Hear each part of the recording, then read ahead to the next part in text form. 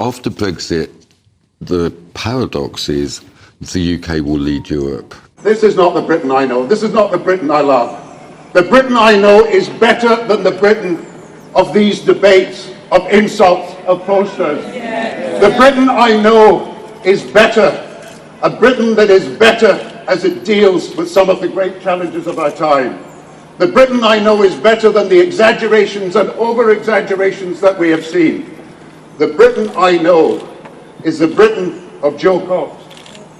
The Britain where people are tolerant and not prejudiced, and where people hate the viciousness.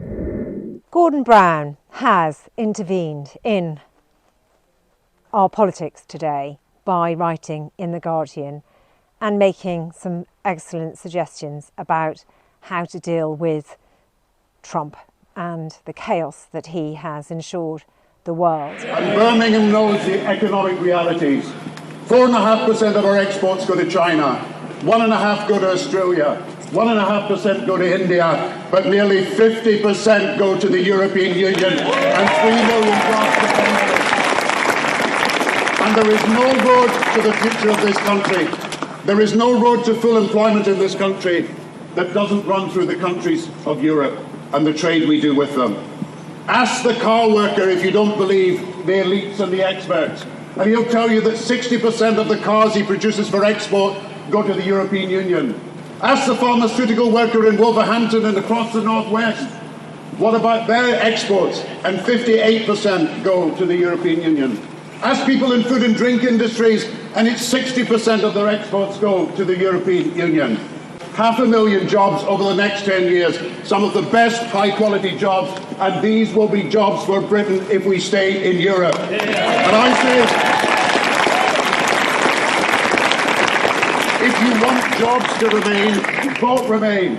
If you want companies to remain, vote Remain. If you want investment to remain, vote Remain. If you want industries to remain, vote Remain. And one other thing, if you want workers' rights to remain, vote Remain. Because it's no accident that it is Europe that delivered holiday pay, the maximum working week, consultation in the event of redundancies, maternity pay, gender equality. And why? Because they didn't want the best country to be undercut by the bad and the bad to be undercut by the worst in a race to the bottom that meant that only the exploitative employer across Europe can benefit. And do you really believe that if Ian Duncan Smith had the decision on Friday, he would restore all these rights that would be lost by a vote on Thursday? No. Now, sometimes the Brexiteers say that they're defending working people against Europe. You know, sometimes Europe has to defend working people against the Brexiteers. Yeah. So don't throw away in a day what we have built decades. Welcome intervention from Gordon Brown, former Prime Minister and, of course, Chancellor, who steered us through the 2008 financial crisis. Gordon Brown has reminded us that America, led by one man, Donald Trump, has inflicted chaos and pain on 96% of the global population who don't live in America. And of that 96% of the population, it produces 84% of the world's manufactured goods. And it gives you an idea of the seismic power that America holds on the world. But Gordon Brown is a man who understands the global economy. And I was then taken back to an interview he did earlier this year with Beth Rigby, in which he was asked about what he would do if confronted with the question that David Cameron was by Rishi Sunak to come back into the government. While I have you here, not to ask you a couple of questions with your political... I'm a retired politician. Well, I'm too old to be a British politician. I don't think you're ever a retired I'm politician. too young to be an American politician. That's one of the questions. You know. That was one of the questions I was going to ask you. I mean, who would have thought? I don't know if you saw my reaction when Lord Cameron came back down Downing Street and became the Foreign Secretary. If you got the call, Do you see it as your public duty? I don't expect to get the call, and I'm not thinking about it that way. If Keir Starmer wants advice from me, I'm always there to give it. But, you know, he's his own man. He's doing his own thing in his own way and doing it very well. So, you know, a younger generation of people are going to come through. One of the big offices of state if it was offered? I don't think that's going to happen. And But what if it was? I don't think so. I don't But think. what if it was?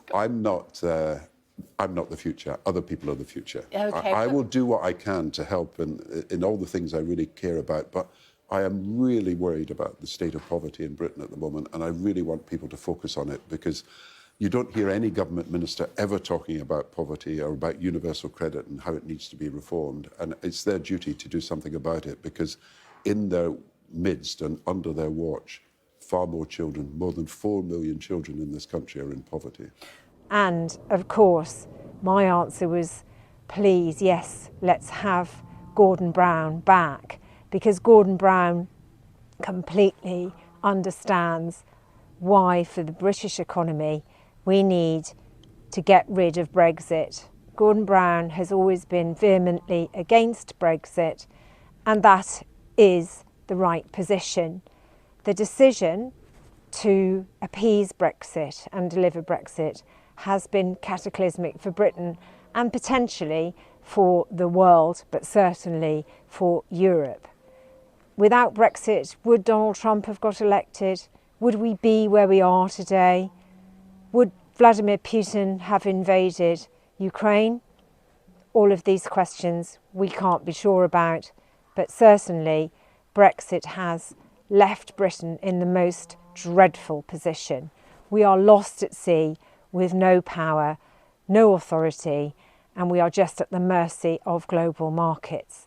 And Gordon Brown is absolutely right that we need to stop appeasing the red wall voter, or whoever it is, which imprisons Keir Starmer behind ludicrous red lines, which didn't ever appear on any ballot paper, and to get on and do what is in the national interest, which is getting back to a close and friction tariff-free relationship with the EU. The referendum itself was 9 years ago. Many of the people that voted Brexit have subsequently died. That we are still being told that we have to respect a vote which happened 9 years ago is really anti-democratic. But even considering what referendums are as opposed to our parliamentary system is dishonest. It was always the biggest lie about Brexit, that the decision made in that referendum was a legitimate decision. It was really a marginal result anyway, but referendums bear no legal basis on our parliamentary system. We elect representatives to make complex decisions for us, and that it delivered a wafer-thin majority for yes, and that the Brexit side was fuelled with lies and dark money and all of the rest of that, the psychops. It meant that really we should have been asked to vote again on this issue. On the night of the election win for Labour back in June last year, Maurice Glassman was on GB News. It is said that Maurice Glassman, he even says so himself, is very influential on Keir Starmer's leadership. Apparently Morgan McSweeney, who has the role similar to Dominic Cummings as chief advisor of Keir Starmer, was really under Maurice Glassman's wing. Maurice is the creator of an outfit called Blue Labour, which seems to be about going back to old-fashioned Labour. But interesting that the comments that he made in the immediate hours after the election win are about predictions of what could happen and what have subsequently happened, and where we are now, and the decisions that Keir Starmer is making. Labour peer Lord Glassman is here as well, and you're the man we should all be turning our eyes to, congratulating you on this today. What do you think this government will be like under Keir Starmer? Well, I think you're going to see a Labour government. I never considered Tony Blair to be a Labour leader. I think it was, as that Thatcherism, globalisation was great, technology was great. New Labour. Really, it was kind of revolting, and I think Keir's different. I think Keir is really different, and this is a proper Labour government. We understand that globalisation is over. He's asserted to explore the possibilities of Brexit, that we're not returning to the EU and hankering after that. This means we can have an industrial strategy. This means we can build houses. This means we can really support Ukraine in this war. Morris, that's the direction I think it's going to go in. And that's an admirable direction. The thing that gets me, though, is the man is deadly dull. He's not, you don't look at him and say, you've got... Amen. Clement Attlee was the most boring man you could ever have met in your life. Clement Attlee? He was the Labour MP after the war. I know just a bit before you were born. And he nationalised steel, nationalised railways, national trust. And he was a dullard. A total dullard. Look, Howard Wilson wasn't really a delight in that way. Labour Prime Ministers aren't like Conservative, like Margaret Thatcher's very presidential. That's what I mean. Blair was very presidential. Keir Starmer's going to be a Labour Prime Minister. We're going to see a cabinet, we're going to see arguments in the cabinet, arguments over direction, a much more traditional form of Labour politics. I mean, Starmer won for all sorts of reasons, including the dislike of the Conservative Party. But, I mean, look, the media plays its own role when they present it as, do you want, these debates, Rishi Sunak versus Keir Starmer, the whole thing is made presidential. And the papers are reported in that way. And the days of Clement Attlee, which were about policy, aren't there in the same. It's all a bit trivial, which is why about politics. And what we're going to see is a lot more politics. There's going to be, to a lot of the tensions within Labour are going to be those who hanker, like you, for returning to the EU, and those who are adamantly opposed to that. Those who say, oh, well, what we need to do is more knowledge economy, and those who say, no, we need vocational training. It's going to be a really political battle. He said it's the end of performative politics, and that was really a dig, wasn't it, at these people that are all about sound bites, but not necessarily about policy. Robert Buckland said as well, right at the beginning, the evening. But, Morris, the problem with that analysis is that we have AI and we have new technology coming forward. I mean, that's going to be the biggest challenge for me of government. The key with AI is to integrate that with production. That's the whole point with AI. Yeah, but you can't. And so I think what you'll see, if my conversations mean anything within the party, is a real move to establishing a proper AI centre, maybe in Newcastle, and then that will be integrated into weapons production, because the war in Ukraine now demands, and we've got Trump coming. We're assuming Trump's going to win. So the UK is going to have to move it. So after Brexit, the paradox is the UK will lead you. To do that, we've got to have that kind of industrial strategy. Yeah, but this is... But it has to be a modern industrial strategy. This goes back to George Brown. We haven't had one since George Brown in '64. Yeah. It's time for that to...